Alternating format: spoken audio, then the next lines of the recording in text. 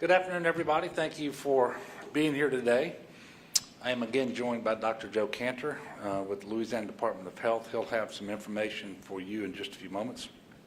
I want to start off today by acknowledging that this week is the National Public Health Week, and I've signed a proclamation recognizing all of Louisiana's public health workers who have served so well and so selflessly over this past year plus now. And I would say compassionately and very effectively during this pandemic. There are a lot of people who work behind the scenes. You don't see them, you don't hear from them, they don't get singled out for the recognition that they deserve, but they've helped us every step along the way during this pandemic. And I want to thank them all today. I will tell you that LDH's epidemiological team has worked around the clock to contact trace, to set up robust testing sites, to collect data that we use to make our decisions. The public health team is integrally involved in our efforts to efficiently and equitably test in a very robust fashion, vaccinate in a robust fashion as well. So to all of our public health workers around the state of Louisiana, thank you. We are grateful for your work today, this week, every week. Today, we are reporting 442 cases on 20,350 new tests. Unfortunately, we are reporting 15 new deaths for a total of 10,200. And I was so excited when we reported 4 deaths on Monday, and that was the first report in 4 days, I think.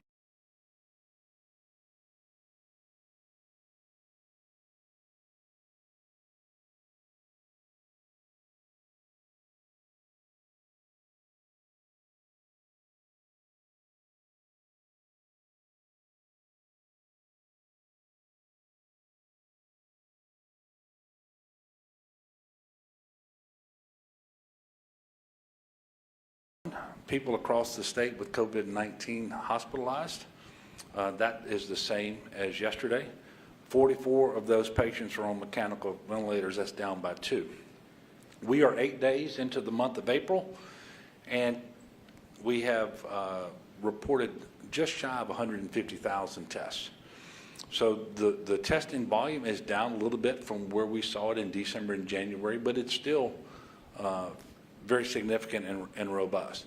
And because we still see steady or slightly declining percent positivity, then we have a really good indication of what's actually happening out around the state of Louisiana with respect to COVID.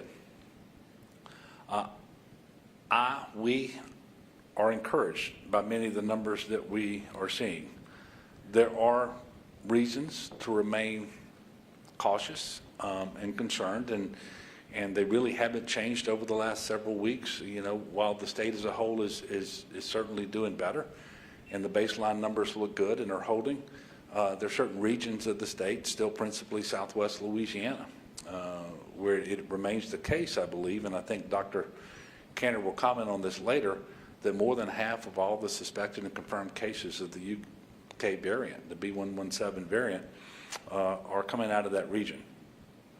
And you don't want to make too much of that because people in all the other 8 regions say, well, we don't have a problem. No, it's in all 8 regions. And I believe that Dr. Walensky, the CDC director, has stated over the last couple of days that the UK variant now is responsible for most new cases across the country, which is causing a lot of concern.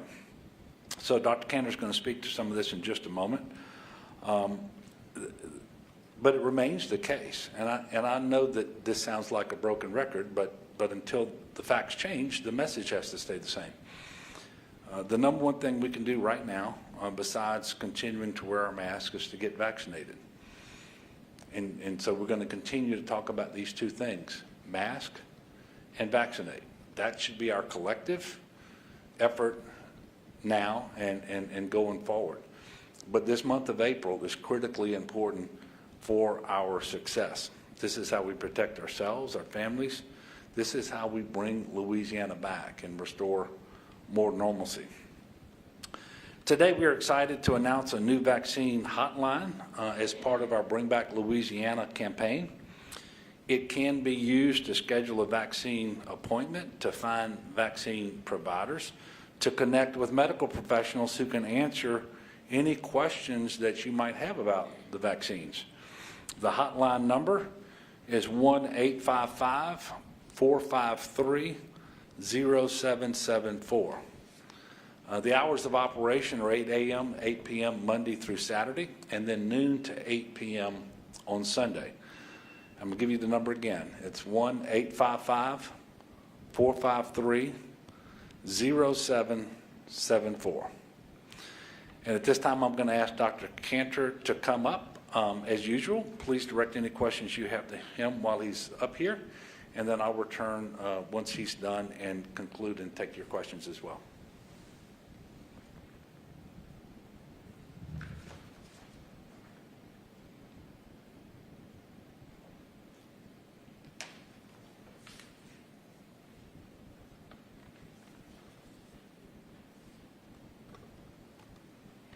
Good afternoon. Thank you, Governor. Thank you for your leadership. And thank you for recognizing the public health workers that have been going nonstop for 13 months now. And particularly the epidemiologists that you mentioned have just been unsung heroes working in the background, but have been our eyes and ears, guiding us with data, showing us which way we have to go. So let me add my voice to the appreciation of what they've done. We're in a position, as the governor said, where there's a lot of encouraging news when you look at COVID in the state, Louisiana, but still a good reason to be cautious. I'll get to that just in a moment. To talk a little bit about vaccines, as the governor said, we have 2 million shots in arms, which is an encouraging metric for the state. 28.1% of the state's population has initiated the vaccine series. In 65 years of age and older population, that's 71.1%. 18.7% of Louisiana has completed the vaccine series, and the rollout continues to go well. The hotline that the governor mentioned is a really important addition to the Bring Back Louisiana campaign. I'll say that number one more time. It's 855-453-0074. And it's open till 8 p.m. 7 days a week. This is a number that anyone can call if they want help connecting to where vaccine events are or vaccine availability is around them, if they need help to make an appointment, if they have questions about the vaccine, about the types of vaccines, and about what side effects are out there or the safety.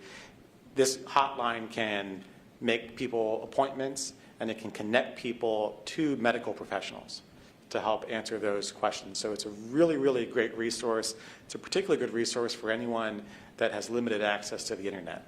And we're really, really excited about that. I can tell you, I got word earlier today that as of noon today, we had turned this hotline on today as kind of a soft launch before the formal announcement, which is right now. It was open. And as of noon, we had 10 people call in and 8 people made appointments through it. So it's working really, really well even before this formal announcement.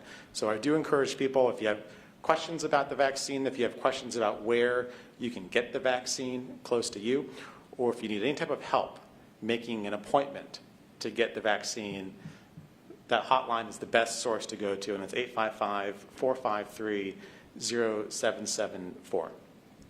Let me review quickly the vaccine that we'll be getting in next week's allocations. Coming up, we'll be getting, for Pfizer, a total of 64,350 doses. That's just over 2,000 more than we got this current week. The same number of Moderna shots, which is 47,000. These are all first doses, I'm saying.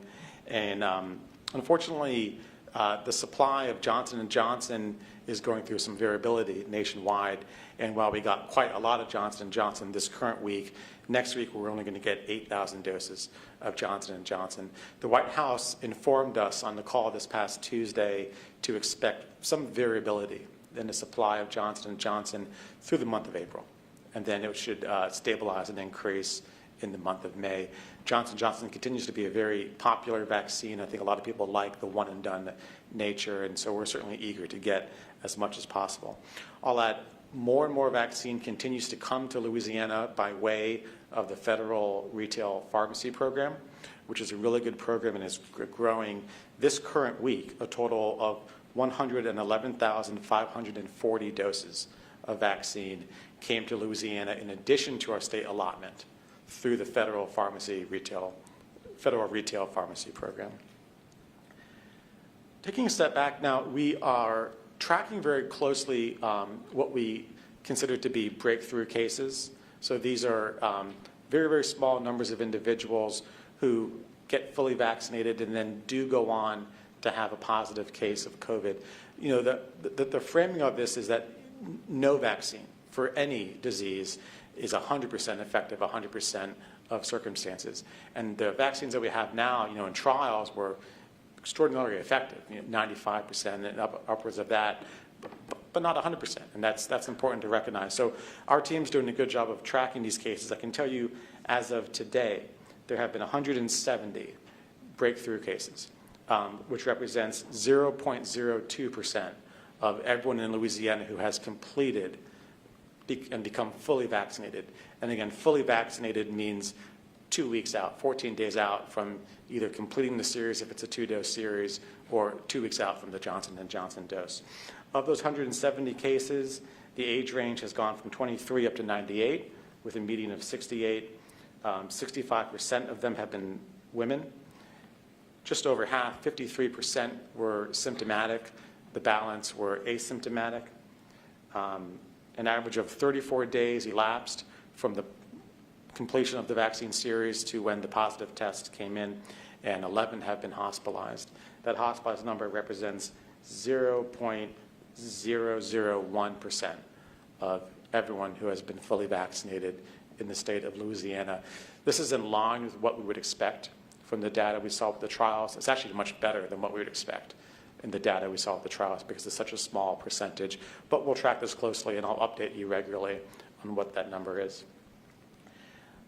COVID as a whole, when you look at the state as one state, continues to go down in Louisiana, and that gives us a lot of encouragement. Percent positivity this week is at 2.3%. That's the lowest number we've had, really since the initial surge. So, it's a very encouraging mark of where we are. Hospitalizations, as the governor mentioned, are just a tick over 300, which is also a very good number for us. So on a whole, we are encouraged that we continue to make progress in driving down transmission of COVID-19. And this week, more than half of the parishes are in the lower 2 of the 4 risk categories that we have. All of that is very encouraging. That said, there remains to be good reason to be cautious. And I wanted to go through a couple of those reasons now. First and foremost are the variants that the governor mentioned. And right now, particularly the B117 or the UK variant. So again, with the caveat that we just don't do enough genomic sequencing in this country. There are 222 confirmed or suspect cases of the variant in Louisiana. The majority of those, although not all of them, are coming from the Lake Charles area at the southwest corner of the state, but they really are corner to corner in all the state. And again, it's a tip of the iceberg scenario where when you don't do a whole lot of genomic sequencing, more and more is happening, but not enough in the grand scheme of things. When you have 222 confirmed or presumptive, you know you have many, many, many more that are out there. The CDC does random sampling of blood samples that are sent to reference labs like LabCorp and Quest, and through that, they can estimate percentages of the variants circulating. The caveat on this is it's data that's a few weeks old, because it takes them a few weeks to process this. With a few weeks lag time, the CDC is now estimating that 13.4% of all the COVID in Louisiana is the B117 or the UK variant. I'm going to compare that to some other numbers, 13.4%. The US number is 27.2%. Florida is at 34.5%. Texas is at 25.2%. We're doing much better, both nationally and compared to big players in the region. in terms of that variant. And I think you can see that show with how well transmission has been reduced. But that's not a guarantee that it's going to stay that way. In fact, quite the opposite. Our numbers are going up because last week we were 3.5%, and now we're 13.4%. And it's going to continue to go up. And as the governor mentioned, Dr. Walensky, the director of the CDC, said that on preliminary data, the U.S. number is actually now above 50%. So this is going to continue to go up and go up and go up. There are two things that we can do to protect ourselves from this variant causing another surge. Listen, we already know the variant is more transmissible. We know it's more virulent, which means it's more likely to put people in the hospital. There are two things that we can do to protect ourselves from another surge. One is to do more mitigation measures, which we've been doing for 13 months, and I don't think anyone is keen to do more of, to be frank. The other is increase vaccinations. Would much rather do the latter. I'm following closely what's happening in the state of Michigan right now. Michigan's going through a very, very big increase.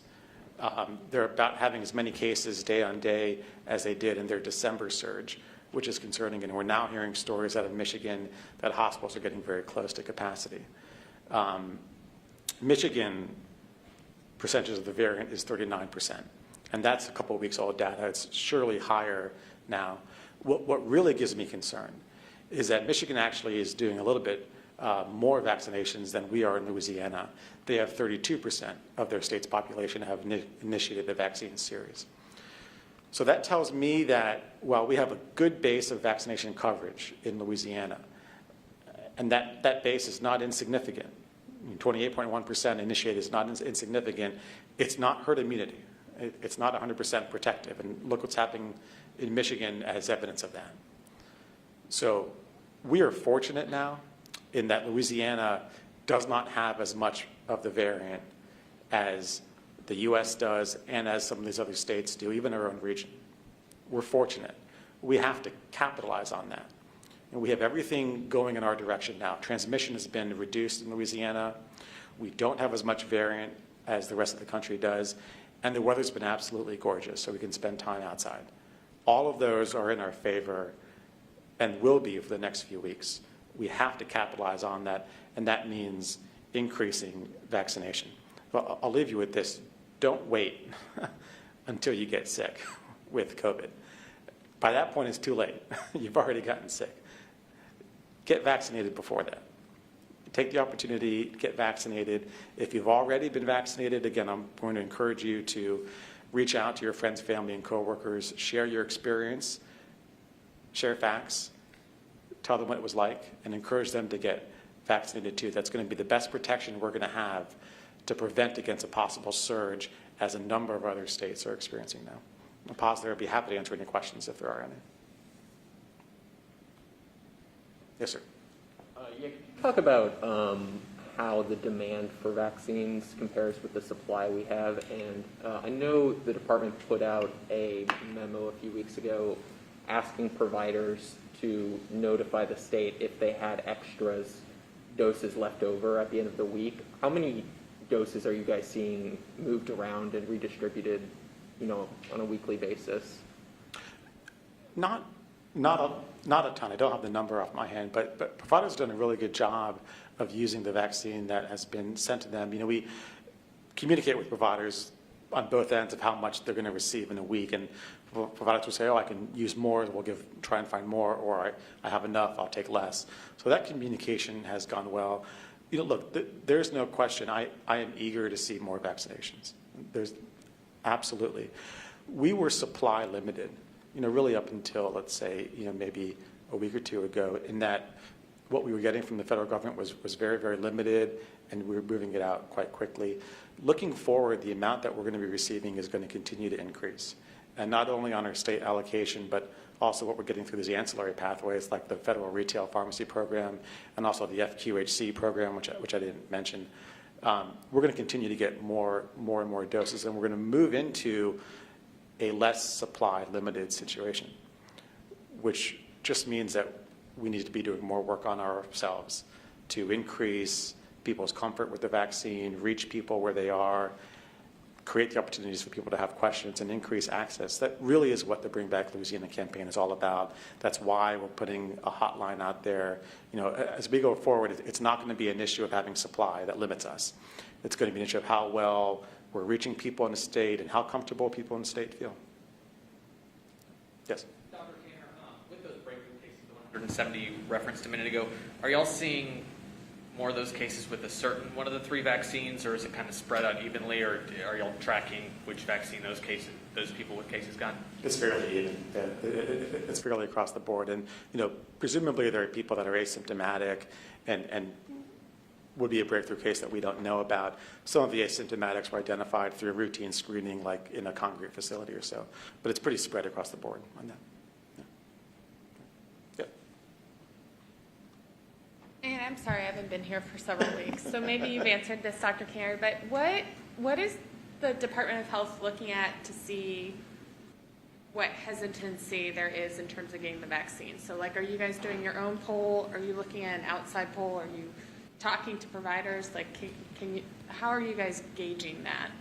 Through a number of avenues, and it's been a lot of good work on it. There's good partnership with the Louisiana Public Health Institute. They ran focus groups and did some specific investigations and polling on this. And we certainly pay attention to the other polls that are out there, which I'm sure you've seen.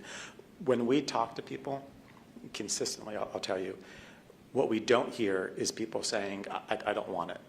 Never. We don't see people, let's say, refusing it. What we see is people with a lot of questions, understandable questions. And let's face it, some parts of COVID have been very confusing. People with a lot of understandable questions that really tells us that there's an opportunity to create conversations in there. What we have found is when people learn that, for example, why did the vaccines get developed so quickly? When they learn that it's really not because any corners were cut, but because red tape and bureaucracy was cut with the approval process, we find that builds confidence. When people hear from friends and family who have gotten the vaccine and hear their experience, we find that builds confidence. And most of all, when people hear from their own medical provider, that builds confidence as well. To that end, we're really working hard now to let smaller and smaller medical practices receive vaccine and stock it. People's own medical providers continue to be a really, really trusted source, and that's going to be an effort going forward. Okay. Thank you.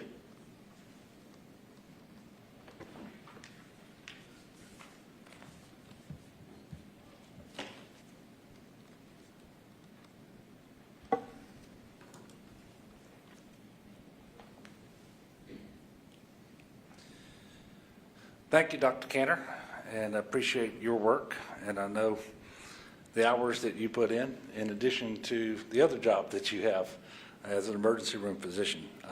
And the people of Louisiana have been extraordinarily well served by your efforts, and I appreciate it. Before I take your questions, whether they relate to COVID or something else, I want to spend just a minute on the legislative session that's going to start 2021.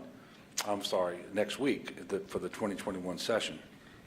I know that you've already seen the executive budget proposal that we put forward. It's obviously a balanced budget that focuses on education primarily. I continue to believe education is a great equalizer, and it is what affords more and more Louisianans opportunities for success, and it's what's going to transform families and communities. And trying to make sure that we have stable funding there and pay our teachers better and so forth, incredibly important. Trying to make sure that we appropriately spend the funds that we're going to receive from the American Rescue Plan, focus that one-time money on one-time expenditures such as infrastructure, debt relief, replenishing the Unemployment Insurance Trust Fund, and so forth. And it's a fiscal session, and so tax reform is being discussed, and it should be, and I'm certainly in favor of things that constitute real reform. I have previously supported 15 out of 16 recommendations that came from the task force created by the legislature, continue to support the ideas that were put forth there. I would just caution everyone that the package as a whole needs to be revenue neutral for several reasons, one of which is we already have one of the 5 lowest combined state and local tax burdens in the country. Secondly, we know that in 2025, we're scheduled to lose the 0.45 cents of sales tax. That's $500 million a year in general fund that will be gone. And what we can't do right now is create another structural budget deficit, a fiscal cliff, if you will, much like was done previously, and that's the situation that we inherited in 2016 with a $2 billion budget deficit. And on top of that, the American Rescue Plan has a provision in it that says you can't use those dollars to make up for revenue that you lost because you decided to cut taxes. And so for all of those reasons, we need to be revenue neutral. I'm heartened by the fact that legislative leadership and for the most part, the authors of the various bills are also talking about revenue neutrality. And, you know, I think it would be tempting to say, well, we've got this money coming from the American Rescue Plan, so we can afford to do some other things and destabilize our budget. Well, that wouldn't make any sense because, as I mentioned before, one-time money needs to go to one-time expenditures.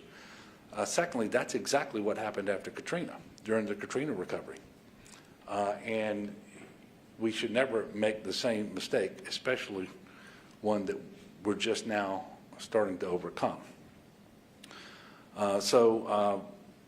We've got a lot of moving parts in this session that are coming up as it relates to the budget, the rescue plan dollars, and as of yet, by the way, we don't have any final numbers on exactly how much the state's getting, how much each local political subdivision, what the rules are going to be around the expenditure of those funds. And the funds are supposed to be available 60 days after the act was signed into law. We're about halfway along, and so those rules and numbers could come any day now. Certainly, we want to make sure that we're preparing so that we can take care of this business during this 2-month session. It absolutely should not be necessary to have a special session in order to deal with this. I am committed to more pay for K through 12 teachers and support staff. That's in the budget proposal that I have put forward. I'm also committed to the first faculty pay raise that's been in the executive budget proposal in 15 years. I think that's very important. To fully fund the TOPS program, and then to also better fund GO grants, need-based aid for higher education is also important. And then just generally stabilizing budgets for higher education institutions.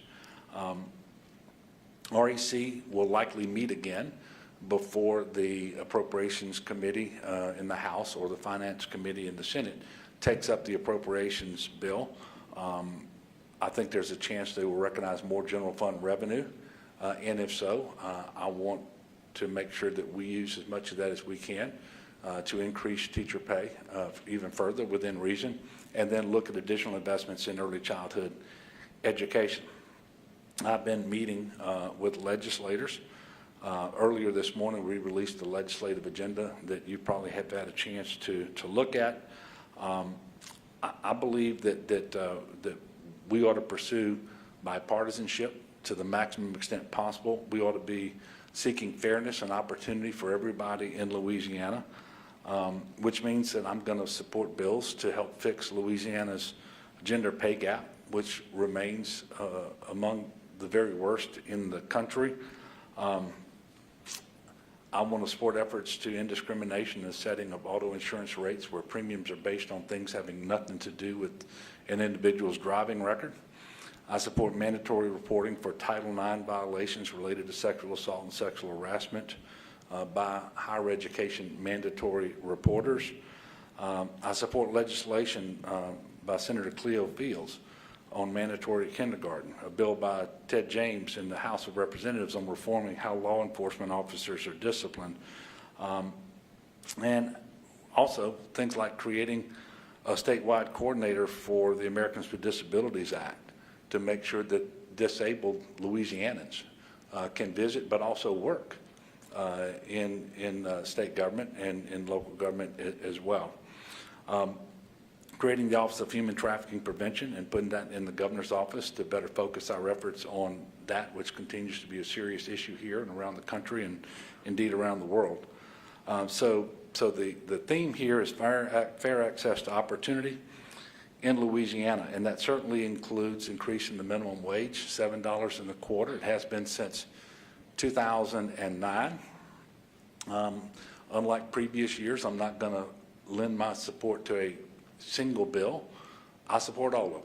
Whichever one the legislature wants to embrace and pass to increase the minimum wage, I'm for it. Put it on my desk, I'll sign it into law. We are way overdue. And by the way, the overwhelming majority of people in Louisiana support this. And the idea that someone would work full-time for a wage that doesn't meet their most essential needs is just so backwards. And it's something that can be so easily addressed, and we really shouldn't wait on Congress to do it. One more thing before I go into questions. I don't have to tell you all and people across the state that COVID has made things different for the last 13 months. This is going to continue for some period of time, although we are experiencing more normalcy over time.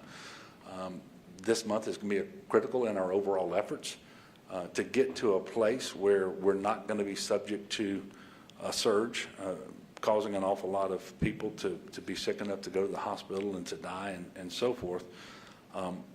But there were some things that won't be fully back to normal. The legislative session will start on Monday, but I will not be addressing a joint session in the House chamber because that would violate the CDC rules on gatherings and putting that many people in such a tight spot.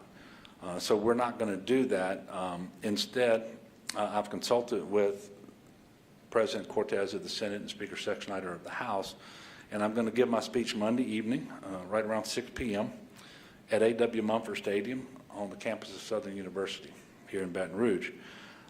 We will be inviting legislators, other special guests, and media partners, and so forth. This way everybody can be safe while we give the State of the State address. Should it rain, we do have a backup site there on Southern's campus. I'm actually excited to get back to Southern's campus, and they've been working very hard on COVID testing, but also now on vaccines as well. And they make their campus available for vaccination efforts for the entire community, and I appreciate that. Also look forward to being back in the stadium when it's full of fans cheering on the Jaguars for a football game. And then maybe in 2022, we'll get back to a fully normal legislative session. But until then, we have to focus on getting past this pandemic. And so I encourage people to keep wearing your mask, distance, and of course, get your vaccination as soon as you can. In case I forget, in addition to the State of the State on Monday evening, our next press conference is scheduled for a week from today. So with that, I'll be happy to take some questions. Seeing none, I'll go home. Yes, sir. Governor, in light of what's happening at LSU right now, the Committee on Women and Children met this morning. Some of the lawmakers on the committee, some of the LSU students both expressed frustration there were no firings or terminations after what happened. Do you think there should have been? Well, I think there should have been, but if you look at the report, the Hush-Blackwell report, I don't think there's any doubt the most egregious behavior were by those who are no longer at LSU and haven't been in some years. And so, you know, in terms of whether I believe that people who are currently at LSU need to be fired, based on the information that's been made available in that report, I accepted the measures that were dispensed by the LSU president as being within the reasonable range. And, you know, so I'm going to leave it there. Obviously, if new information is developed and determined to be true that casts current employees of LSU in a bad light to the point that they should be terminated, then that's subject to change. But I don't think there's any doubt. People involved in everything that's been reported at LSU needed to be fired, but that should have happened going back to 2013 and 14 and 15 and so forth. And I accept as reasonable what LSU has done with respect to those people who are still at LSU based on that report, the Hush-Blackwell report. Yes, sir. Governor, going off the title line, two questions for you. Obviously, lawmakers were downstairs today with another hearing. Obviously, LSU officials, a slew of them were asked to testify that did not show up. Do you believe lawmakers need to hear and then deserve to hear from LSU officials like Coach O and Scott Woodward, who ultimately did not show up at some point? That's my first question on Title IX. And then kind of going off of that first question, obviously in that Hush-Blackwell report, the two people that were punished, Verge Osbury and Miriam Seeger, were suspended. But in that report, Osbury is painted as being told directly about Drake Davis, I guess, engaging in domestic violence and not reporting it as he should. Do you believe Verge Osbury should still be employed at LSU? Do you believe he's a good representative for the state's flagship university? Yeah, and so I'm gonna refer you to the answer I gave in the previous question because I think it addresses your question, and I think it's the case because in light of the institutional failures and the failures of leadership above Mr. Osbury, for example, and I think I accept that he didn't properly report. But there's reason to believe he reported the way he was told to by his supervisor, by the person that he worked for. And so in that light, in the grand scheme of things, do you terminate Mr. Osbury? And the president of LSU indicated to me that he didn't think that was warranted in light of the Hush-Blackwell report. I accept that. And then, you know, as a lawyer, I would have objected to your compound question because now I'm going to have to try to remember what that question was. That first question was, in light of those LSU officials not showing up at that hearing, Yeah. do you think lawmakers deserve to and need to hear from people like Coach O. Scott Woodward in person? Yeah, I think it would be very helpful and instructive to hear from them. For example, though, I want to say that the athletic director was there at a previous hearing up until about 7 o'clock at night. They didn't get to him.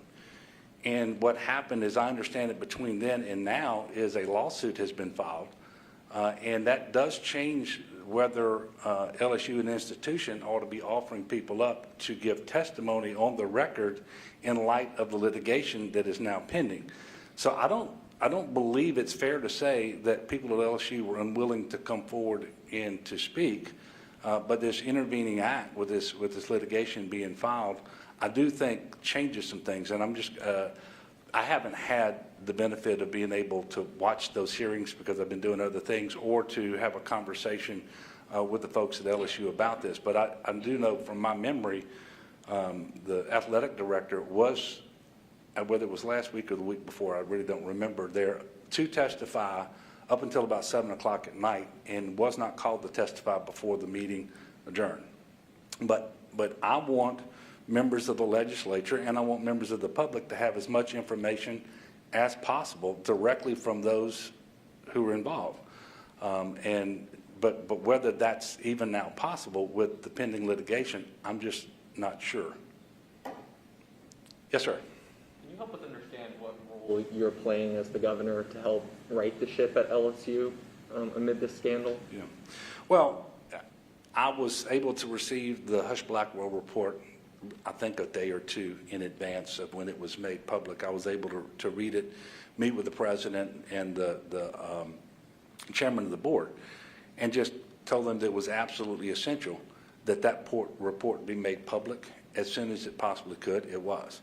Told them it's absolutely essential that every single recommendation Hush-Blackwell made, and I think it was 17 or 18 of them, be fully embraced and implemented by LSU just as soon as possible. And that too is going to happen. I told them to make sure that there is no way, and this is the message I hope people will get both in Louisiana and around the country. The days of protecting an institution are gone. There is no protecting an institution of higher education at the expense of those that you're supposed to be educating. So the safety and well-being of students and student athletes and the knowledge that they have that they're going to be safe and that their parents have that they're going to be safe is critically important. And there is no advancing an institutional agenda that in any way compromises that. So full transparency, taking the appropriate action with whatever information comes forward is absolutely important. And that should be what LSU is about. And so that's the role that I have played thus far. That's the standard that I will hold LSU to. And by the way, we're talking about LSU, and we should, because that's the report and that's what the committee is focusing on right now.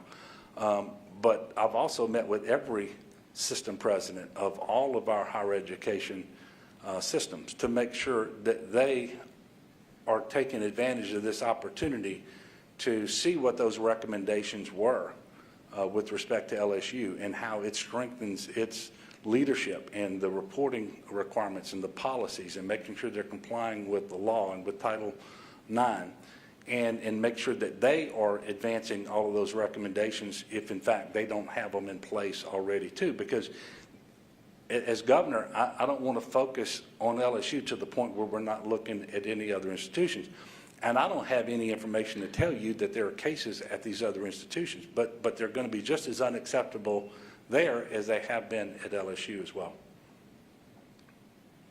Yes, sir. For the mandatory kindergarten bill, Yeah. just looked up the fiscal note. $2 million to $12 million is the projected cost.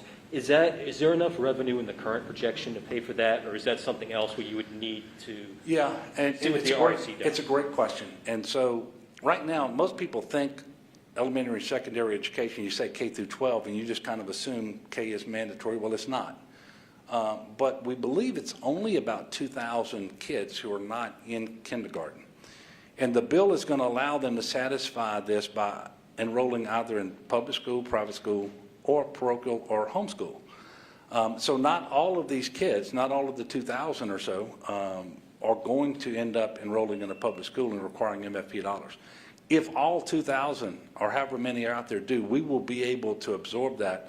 And the truth is, when you look at the MFP, it always fluctuates. And we count in September, we count again in February, I believe. There are always fluctuations that are greater than the amount of kids that we're talking about. And then what's the cost of not having kids in kindergarten? That has to be looked at too. So we're committed to it. It's the right policy. And will it cost a little bit more in the MFP? Yeah. But it's an investment that's well worth it and easy to absorb in a system as large as we have in K through 12 education in Louisiana. Yes, ma'am. So I think back to LSU, some of the women lawmakers today, many of them said that they did want someone fired. And I'm curious about why you think you are not necessarily on the same page with them. I would be interested to know who they want fired and for what reason, and whether it's something that was in the Blackwell report or something that may be circulating in the news media. I mean, I don't know how to answer the question based on the way you presented the question. I'm sorry. Okay. Have you heard from anyone at LSU that they may be considering firing anyone based on new information that's come out this week or new allegations? Have I heard from anyone at LSU? Yeah, has anyone No. told you that they might be thinking I about firing have people? not. I have not. And of course, new information that comes out has to be verified to some degree. It has to be investigated, corroborated, or whatever. And quite frankly, if something comes out in the newspaper this week, or maybe even in the lawsuit, I wouldn't expect LSU to be in a position right away to know whether they accept it as true or not, and have changed their decision making. Last one? Yes, sir. On that note, today we heard criticism of the Hush-Blackwell report that it only delved into issues that had previously been reported, or at the time of the report in the investigation, had only been reported in the media to that point. Since then, we've seen new information emerge through committee testimony and additional media reports about incidents that occurred with many of the current players and coaches at LSU. Does there need to be additional investigation? And furthermore, there have been some calls to involve the legislative auditor. Does there need to be further investigation, and what role would the state, if any, play in that investigation? Yeah.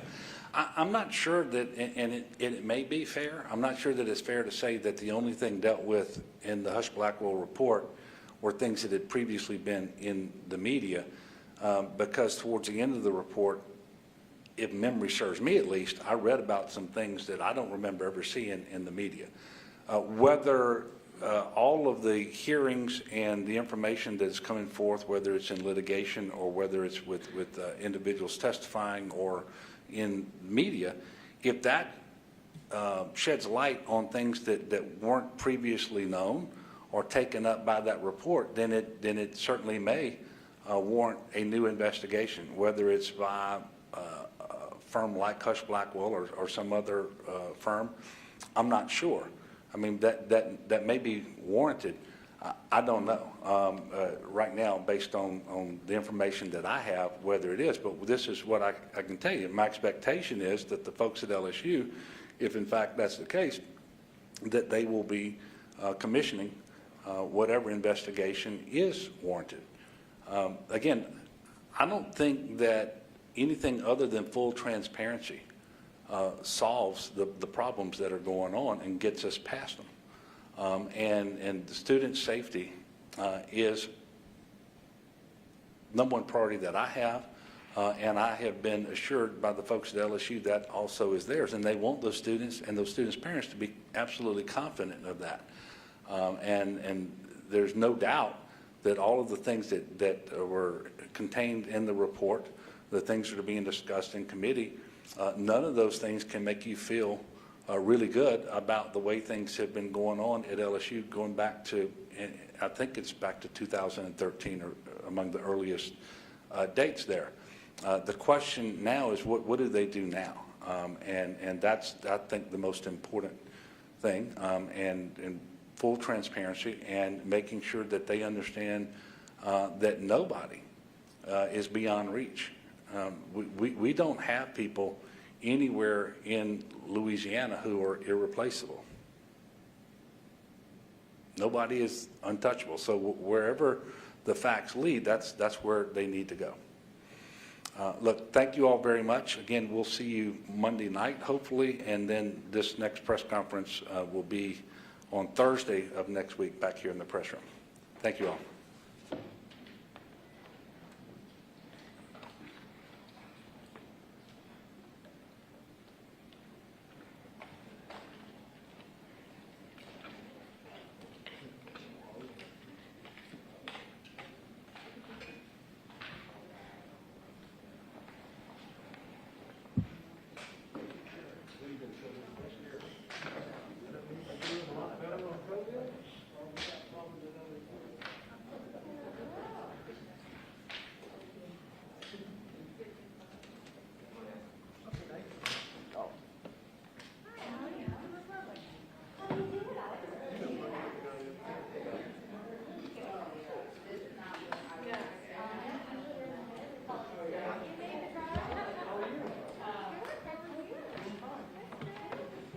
So